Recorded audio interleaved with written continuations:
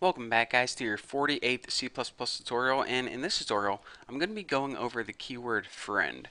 So basically every class can have friends, and a friend of the class is something that's totally separate from the class, but it still has access to the stuff inside your class like your variables and your functions.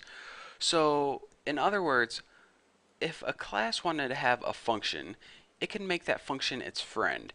And now that function had access to the variables and the functions inside the class. Pretty cool, huh? So let's go ahead and take a look at it. So the first thing we need is a class, and I'm going to name this class Stankfist. So let's go ahead and make our class right now. The first thing I like to do is get everything set up. So public and private. So this class is going to have one private variable, an int stinky variable.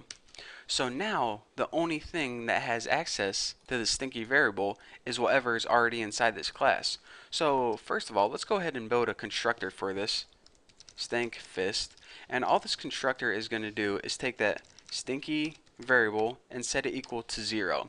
So now as soon as you create a stankfist object, and make sure I capitalize that, consistency on my fist, it's going to take this stinky variable and set it equal to 0. Simple enough. So now what we need to do is we need to build a function. So let's go ahead and build a function outside. Actually, let's go ahead and make it right here. So in order to make a function your friend, the very first thing you need to do is prototype it inside your class. So go ahead and put void. We'll name this function stinky's friend, and we'll go ahead and as a parameter it's going to take a stankfist object, so stankfist, and we'll just name this object SFO for stankfist object. So as a parameter it's going to take an object of this class. So you're saying, alright, so that's all you do in order to make it your friend, prototype it inside your class? Well, no. In order to make this function a friend of this class, before the prototype you need to type the keyword friend. Now this function has access to everything inside this class because it's its friend. So now when we go ahead and copy this and paste it and create it, we can use the stankfist object to access all the stuff inside the stankfist class. Pretty cool, huh? So first of all, let's go ahead and change this stinky variable equal to something. So using our stankfist object, let's go ahead and access the stinky variable and set it equal to 99 or something different than 0. And now let's go ahead and just print it out on the screen. Cout SFO stinky variable end line. So basically what this does is, even though there is a function right here, you can see that it's totally different, totally outside this class. But since this class said, you know what, I trust this function, it's my friend, now this function has access to the stuff inside the class, such as stinky variable. And another thing I want to point out before I go on, a class has to give away its friendship. For example, this function and this function can't demand to be friends with this class. That's why you don't have the friend keyword right before it. This class needs to give away its friendship.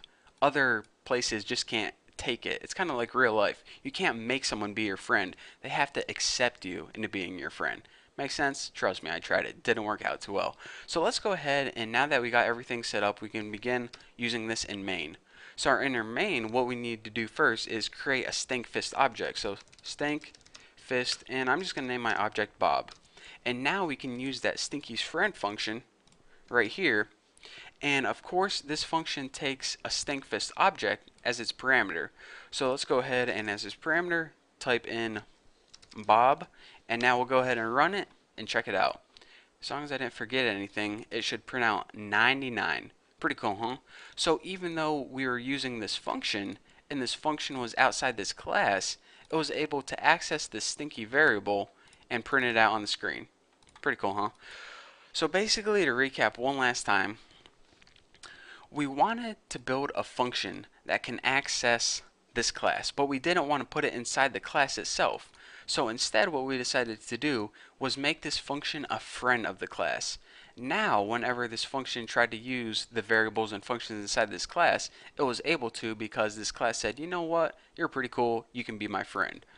So then we made a function that took a stankfist parameter as its object. So the first thing we need to do is create a Stinkfist object, and we pass it in as its parameter, and then it had access to the Stinkfist class. So that is basically the I don't know, the lesson behind this tutorial. Whenever a class wants something to be its friend, it can access the members of that class. And aside from that, a class has to give away its friendship. Other functions can't just demand to be friends with it. It has to give it to them. So there you go. That's what friend means, and that's why it's useful. Again, this is a real simple example, but later on, I'll show you guys how it's really useful. So just stick around and you'll see. So thank you guys for watching. Don't forget to subscribe, and I'll see you guys in the next tutorial.